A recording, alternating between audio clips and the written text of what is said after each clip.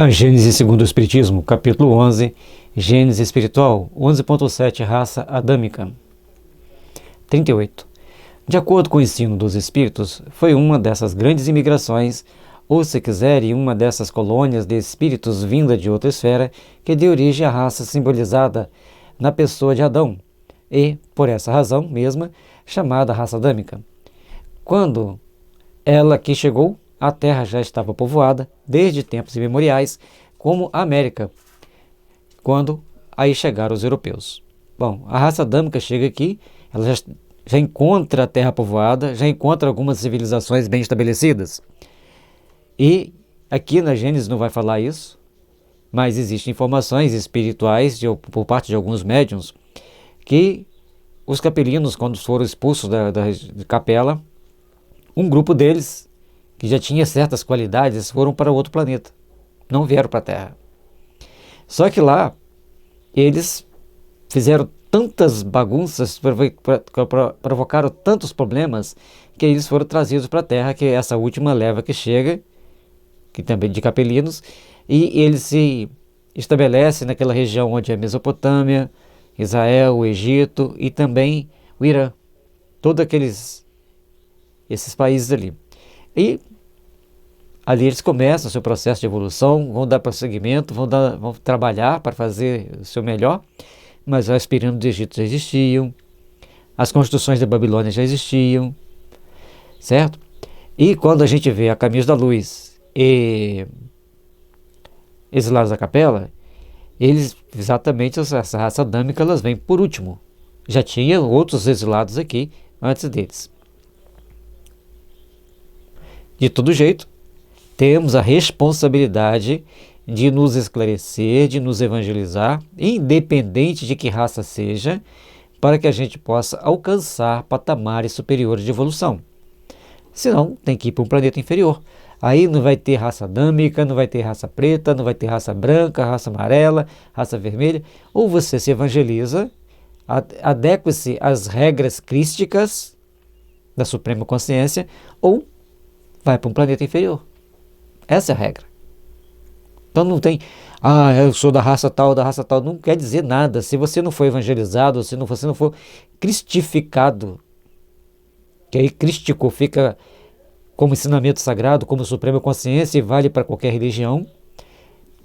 Enquanto nós não nos cristificarmos, nós estamos correndo o risco de ir para outro planeta.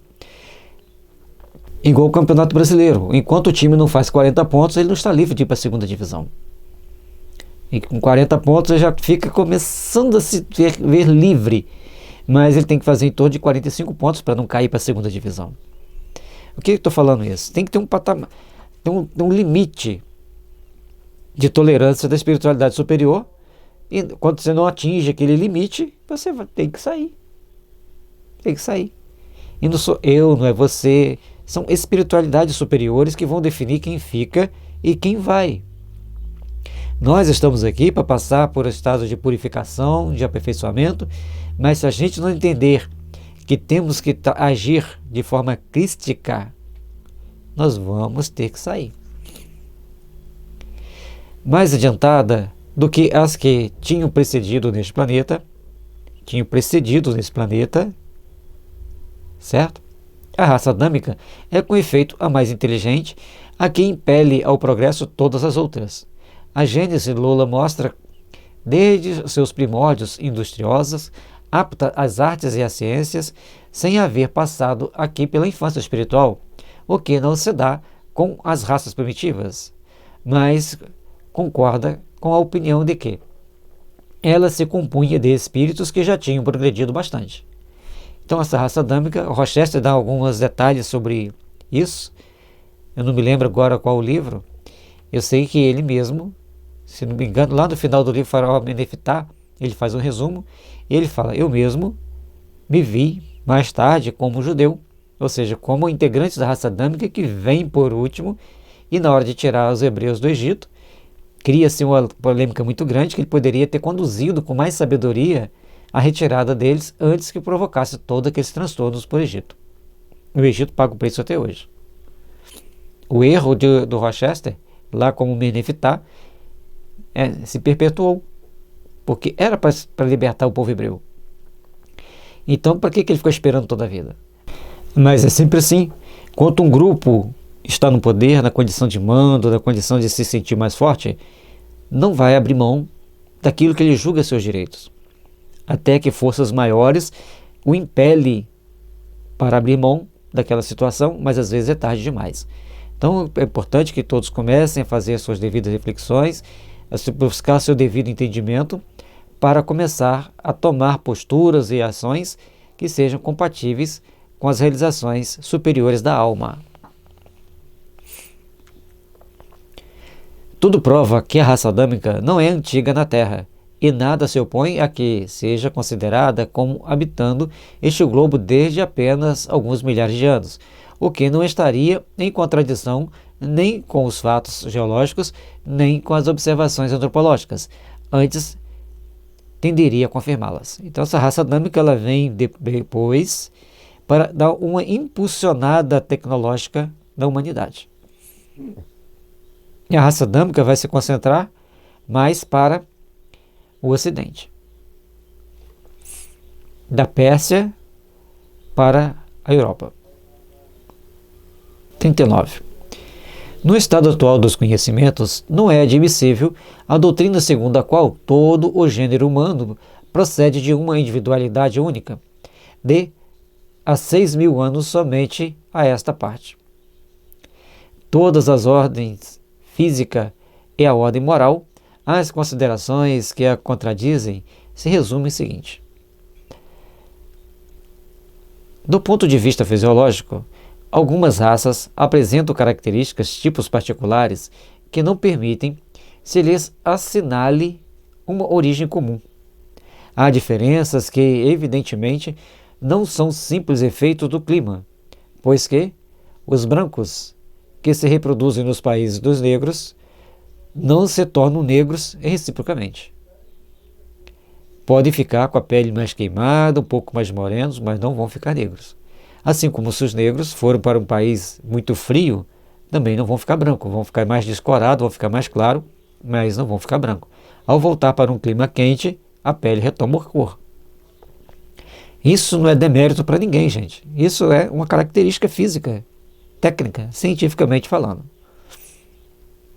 O ardor do sol tosta e brune a epiderme, porém nunca transformou um branco em negro, nem lhe achatou o nariz ou mudou a forma dos traços da fisionomia, nem lhe tornou lanzudo e encarapinhado o cabelo, comprido e sedoso. Sabe-se hoje que a cor do negro provém de um tecido especial subcutâneo, peculiar à espécie. Aí tem o 117 ali que vai estar explicando. Bom, gente, aqui o Kardec escreveu numa linguagem daquela época e foi traduzida também numa época que não é atual. Portanto, tem a observação da página 375, quando a FEB faz toda uma defesa dos livros, da condição que foi escrito naquela época sobre aquelas condições. Certo? Bom, aqui está mostrando para nós que o cabelo não vai mudar. Quem tem o cabelo liso não vai ficar com o cabelo crespo porque está tomando sol. Haja visto? O clima na região norte e nordeste do Brasil é tão quente quanto na África. E os índios aqui eram pele vermelha. A África do Sul está na mesma temperatura do Rio Grande do Sul e Uruguai. É fria. Você vai ver na época do frio, se você olhar nos mapas de temperatura no mundo, que lá fica em torno de menos 2 graus na época do frio. Menos 10. O comum é chegar a menos 2, em algumas regiões mais altas. Então a temperatura é fria em algumas regiões. O que muda são características biológicas, que não é definido pelo clima somente. 117. Nota da editora. A pele é praticamente idêntica em todos os grupos étnicos humanos. Nos indivíduos de pele escura, os melanócitos produzem mais melanina que naqueles de pele clara. A responsável pela pigmentação da pele humana é a atividade química de melanócitos, que varia de acordo com o DNA de cada indivíduo. Então nós vamos vendo que tem uma parte genética que vai definir a cor da pele, que ela não vai mudar num passo de mágica, e a menos que a pessoa fique várias e várias e várias gerações em um país frio, onde a pessoa não vai pegar sol, para que a pele dos seus descendentes vai ficando mais clara, mas não tem nada que prove isso. Fica clara enquanto não está tomando sol. Tomou sol, ela escurece novamente.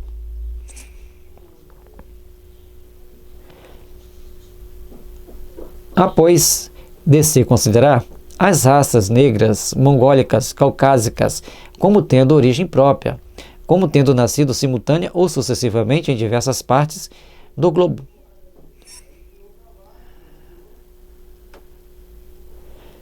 O cruzamento delas produziu as raças mistas secundárias. Os caracteres fisiológicos das raças negras primitivas constituem indício evidente de que elas procedem de tipos especiais. Na época do Kardec, as pesquisas mostraram que todos estavam ali com as suas características, das suas raças. Naquelas raças não tinha, conforme tem hoje, o teste do DNA para saber, olha, você tem o DNA X, Y, Z, com característica tal, tal, tal. Então todos os testes que eles fizeram, todos os estudos, viram que as raças negras, mongólicas, que são os amarelos, os caucásicos, eles tinham origem própria. E quando a gente vai ver a Caminhos da Luz e no Exilado da Capela, as raças, tinha essas raças em vários lugares. Não era só um casal que foi povoar toda a Terra. Não tem isso, nem tem como. E hoje pesquisas arqueológicas, paleontológicas e arqueológicas mostram que as raças surgiram em vários continentes ao mesmo tempo e toda elevação de nível das características se dava em todos os continentes. Então, a testa mais achatada, quando a testa levantava no continente, levantava nos outros também. Então, é uma coisa que intriga a ciência, e a doutrina espírita mostra que migrações de espíritos mais evoluídos impulsionava a evolução daqueles ali. Aí os outros que não estavam evoluídos, o que acontecia com eles? Aproveitava a carona e se evoluíam junto. Porque os outros vinham para melhorar, eles também iam se melhorando no convívio no plano espiritual com esses novos espíritos que chegavam, e mais os magnetizadores que sempre existem para impulsionar o progresso, havia sempre esse salto. E não se deu só com seres humanos, também com os animais. As mesmas considerações se aplicam, conseguintemente, assim aos homens quanto aos animais, no que concerne a pluralidade dos troncos, conforme o capítulo 10, item 2 e seguintes. Teve vários troncos, que se tivesse um tronco só, qualquer cataclismo que destruísse um tronco tinha que começar tudo de novo. Portanto, foi começando em vários e vários locais. 40. Adão e seus descendentes são apresentados na Gênese como homens sobremaneira inteligentes, pois que desde a segunda geração constroem cidades, cultivam terra, trabalham os metais, são rápidos e duradouros os seus progressos nas artes e nas ciências. Bom, se eles tinham mais habilidade para construir, eram espíritos mais bem preparados, mais bem auxiliados pelo mundo espiritual. E logicamente que existe alguns grupos que a espiritualidade deu um apoio a mais para chegar a determinados objetivos. Portanto, como os egípcios construíram aquelas pirâmides? Transportando pedra que não foi. Eles fabricavam aquelas pedras a partir do carbonato de cálcio misturado com areia e água, e iam fazendo aquelas pedras. Mas não tira o mérito deles, porque é uma tecnologia que até hoje nós ficamos de queixo caído a olhar para tamanhas maravilhas. Não se conceberia, portanto, que este tronco tenha tido como ramos numerosos povos tão atrasados, de inteligência tão rudimentar, que ainda em nossos dias rastejam a animalidade, que hajam perdido todos os traços e até a menor lembrança do que fazia seus pais. Tanta radical diferença nas aptidões intelectuais e no desenvolvimento moral atesta com evidência não menor uma diferença de origem. Aí nós temos que ter hoje cuidado com algumas informações, porque Esses são os dados que tinham naquela época. E naquela época, os dados que eram publicados na Europa eram manipulados pelos europeus, devido ao eurocentrismo que eles têm até hoje. Mas nós vamos ver entre os indianos e entre os brasileiros as mentes mais brilhantes na construção dos softwares, dos hardwares. E aí? Então, esses espíritos melhores, adâmicos, foram reencarnar no Brasil e na Índia? Temos que parar para pensar, temos que abrir a nossa mente para entender. E lembrando que, quando a raça adâmica chega, a Índia já tinha uma civilização extremamente próspera, muito bem organizada, e muita coisa do livro dos Vedas, inclusive Adão e Eva, foi tirado do livro dos Vedas. Então, se Adão e Eva existiu, ele existiu primeiramente entre os hindus. Pasmem, procurem pesquisar sobre o livro dos Vedas, sobre a origem do mundo, que vocês vão encontrar informações muito mais antigas do que as de Moisés.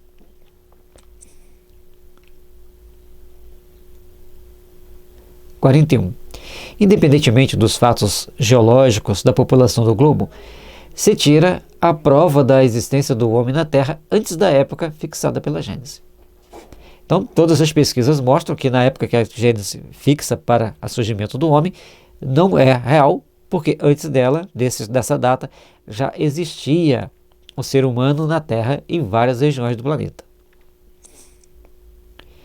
Sem falar da cronologia chinesa que remota, dizem, 30 mil anos.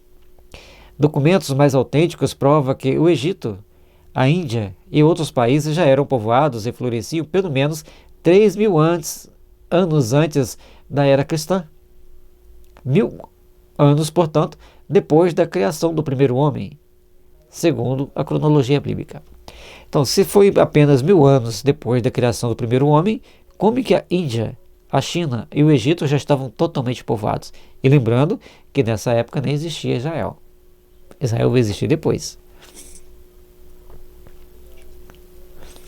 Documentos e observações recentes não consentem hoje dúvida alguma quanto às relações que existem entre a América e os antigos egípcios, donde se tem de concluir que essa região já era povoada naquela época. Forçoso então seria admitir-se que, em 1000 anos, a posteridade de um único homem pôde povoar a maior parte da Terra. Ora, semelhante fecundidade estaria em antagonismo com todas as leis antropológicas. Como um casal ia produzir tantos filhos e tantos filhos, produzir tantos filhos, tantos filhos, produzir tantos filhos, sendo que a mortalidade naquela época de criança era muito grande, recém-nascidos, sempre foi muito grande nesses períodos primitivos, e como que ia povoar tanto assim a Terra em tão rápido tempo? Portanto, existe um marco, um casal fictício para marcar o início o início de uma fase.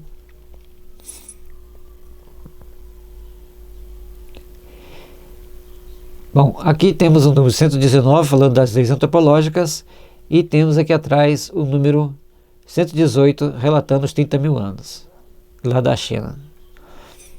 118, nota da editora: os vestígios humanos mais antigos encontrados na China datam de 1,7 milhão de anos.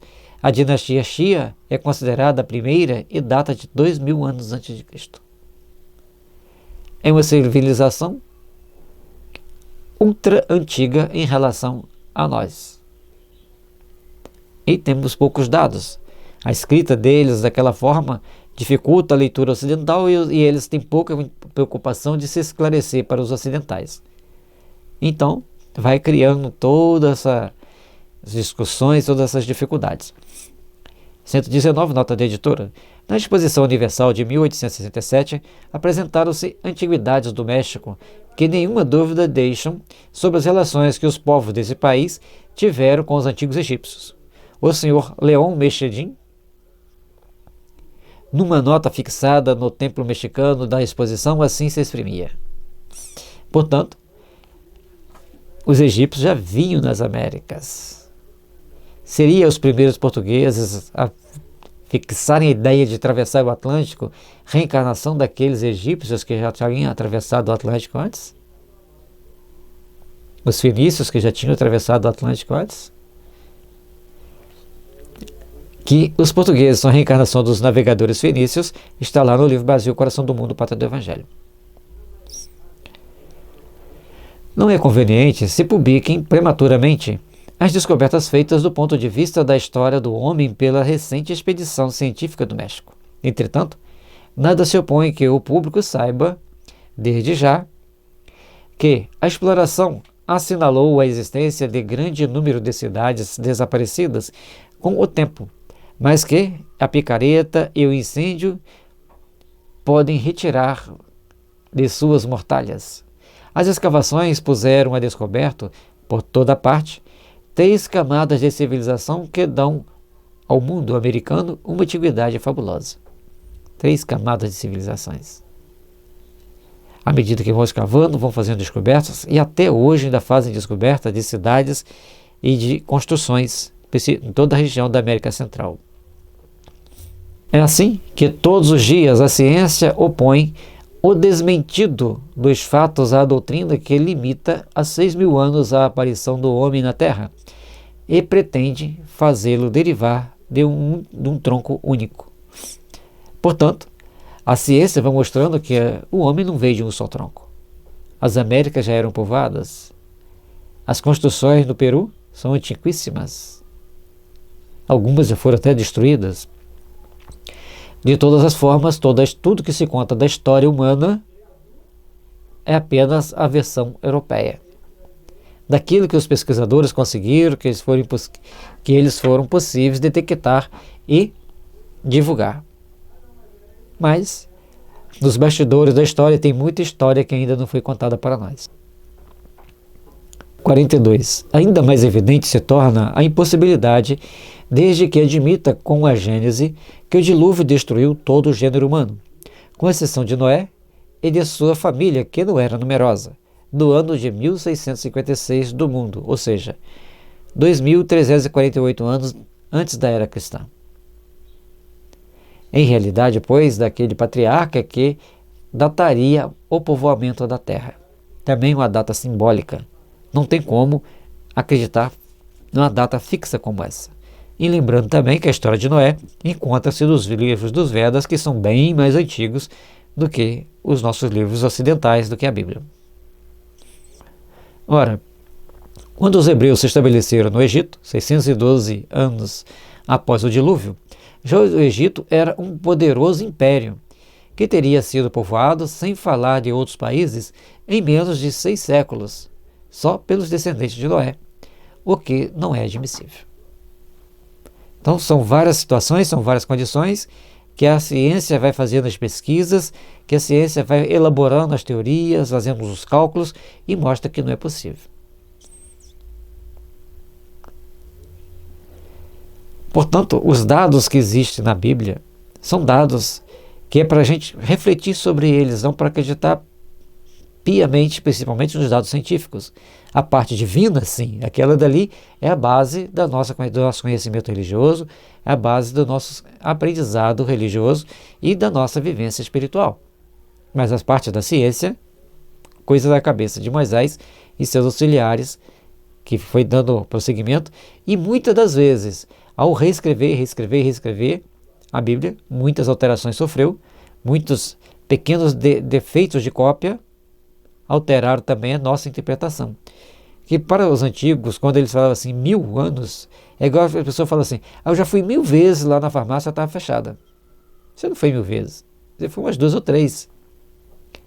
Mas a gente fala assim, então essas expressões podem se tornar, a pessoa coloca aquela data como um número muito grande e com o passar do tempo, a gente vai ler agora, não sabe o que a pessoa, como eram as expressões idiomáticas daquela época, aceitamos aquela data como uma data fixa, mas não é a data fixa.